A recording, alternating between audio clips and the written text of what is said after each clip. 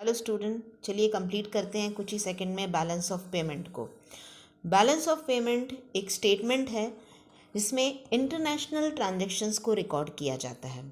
International transaction की जब हम बात करते हैं, इसका मतलब ये होता है कि एक domestic country rest of world से जितने भी ट्रांजैक्शंस करती है, चाहे वो इनकमिंग हो चाहे वो आउटगोइंग हो, यानी कि जिससे इनकम का इनफ्लो हो जिससे इनकम का आउटफ्लो हो, वो सब बैलेंस ऑफ पेमेंट के अंदर रिकॉर्ड होते हैं।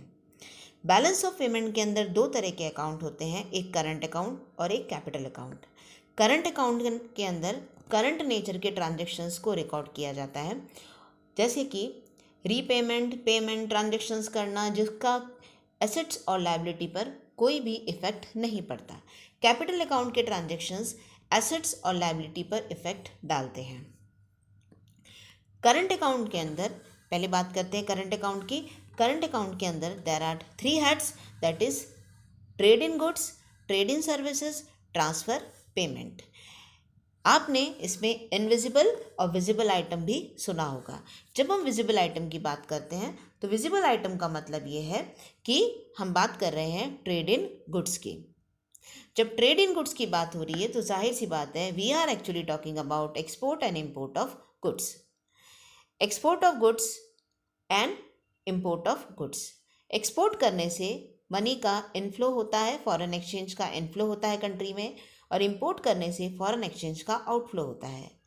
अब हम आते हैं ट्रेड इन सर्विसेज पे। ट्रेड इन सर्विसेज की जब बात हो रही है तो यहाँ बात हो रही है इनविजिबल आइटम्स की। ट्रेड इन सर्विसेज के अंदर इनकम इंक्लूड होती हैं। इनकम, जैसा कि आप जानते हैं कि income factors of production earn करते हैं, इसीलिए यहाँ लिखा है net factor income. Net factor income के अंदर there are 4 factors of production: land, labour, capital and entrepreneur. Labour को हम कॉम्पनसेशन ऑफ एम्प्लॉय देते हैं, तो यहाँ लिखा है net income from compensation of employ. बाकी जो रेस्ट 3 इनकम्स हैं, यानी कि profit, interest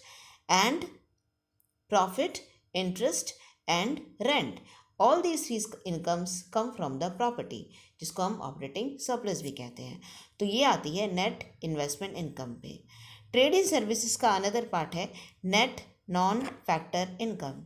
net non factor income का मतलब ये है कि ऐसी सर्विसेज यानी कमीशंस की जहाँ बात हो रही है, जहाँ पे shipping, banking, insurance, tourism, software services etcetera, तो ये आ जाते हैं। ये सारे आइटम्स जो येलो ब्लॉक्स पे बने हुए हैं वो है सब invisible items. Now come to the blue block, that is transfer payment.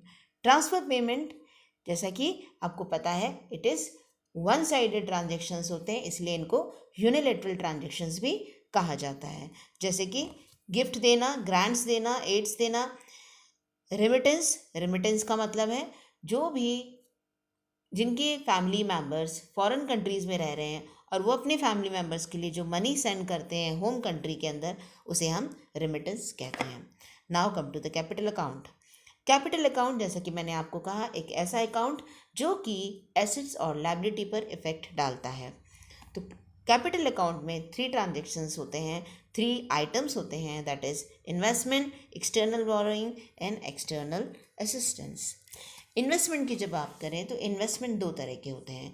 एक इन्वेस्टमेंट ऐसा होता है जिसमें ओनरशिप मिलती है और रिटर्न भी मिलता है। एक इन्वेस्टमेंट ऐसा होता है जिसमें सिर्फ और सिर्फ रिटर्न मिलता है, ओनरशिप का उसमें कोई रोल नहीं होता।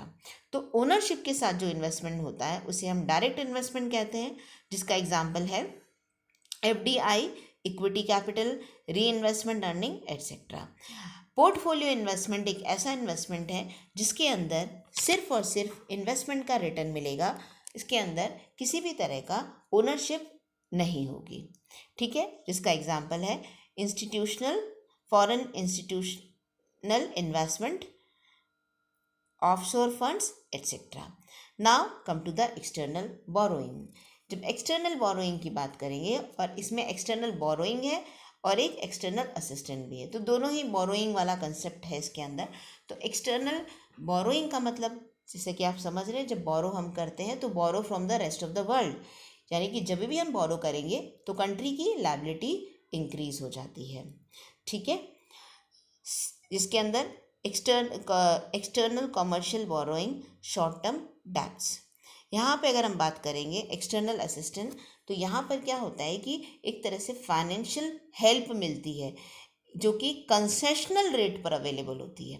ठीक है, एक तो बोरोइंग आप बिल्कुल मार्केट में जो इंटरेस्ट रेट चल रही है उस पर, और एक जो बोरोइंग होती है जिस पे कंसेशनल रेट पर इंटरेस्ट मिलता है, सॉरी कंसेशनल रेट का इंटरेस्ट उस पर चार्ज होता है, उस बोरोइंग को कहते हैं।